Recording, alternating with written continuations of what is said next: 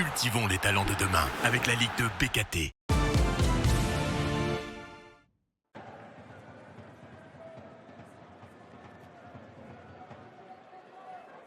C'est ce qu'on appelle un match à bascule pour Clermont qui s'attaque à 2 déplacements en 4 jours après avoir concédé sa première défaite de la saison face à Saint-Etienne.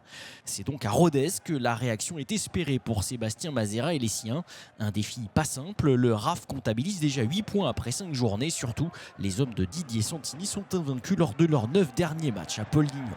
Les Aveyronnais qui se procurent d'entrée une première énorme occasion, bien aidés par une passe en retrait ratée de Kenji Van Boto. Ibrahima Baldé l'intercepte pour filer au but. L'ancien Lensois perd son duel avec Théo Guivarch. Rodez a une nouvelle munition sur coup franc. Tahiri Carconte à la réception, deuxième poteau. Il s'essaye directement. Nouvelle parade de Guivarch pour empêcher le 3e but en 3 matchs du Guadeloupéen.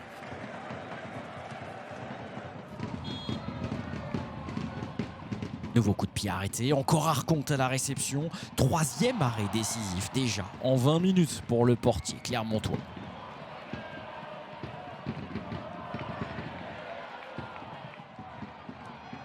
Limité à 33% de possession, les Ruténois sont malgré tout bien plus tranchants, à l'image de la frappe lointaine de Jordan Mendes qui passe de peu à droite du cadre.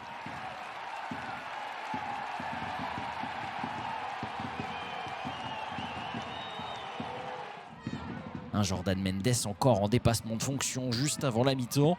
Le franco-capverdien qui se retrouve surpris de pouvoir jouer le ballon après un bon centre de Jean Evans.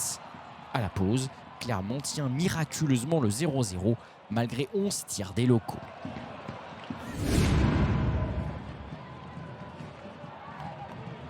Et le répit attendra pour Guivarch qui doit à nouveau être vigilant sur ce corner. Second ballon qui revient pour Baldé trop court. Que d'occasions non converties en faveur du RAF. Un manque de réalisme qui va être sanctionné à une demi-heure de la fin. Belle orientation du jeu pour Cheikh Oumar Konaté.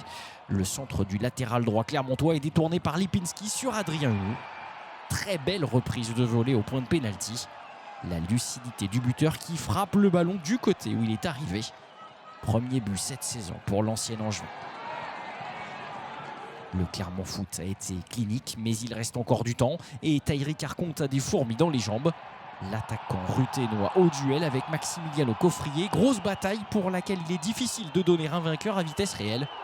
Monsieur Le Prodhomme, lui, donne un coup de sifflet en faveur de l'attaquant et expulse le défenseur belge, coupable selon lui d'avoir stoppé Arconte en qualité de dernier défenseur.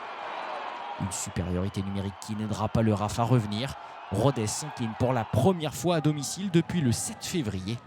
Vainqueurs de leur 2e match de la saison, les Clermontois prennent un point d'avance sur leur adversaire du soir avant de se rendre à Reims.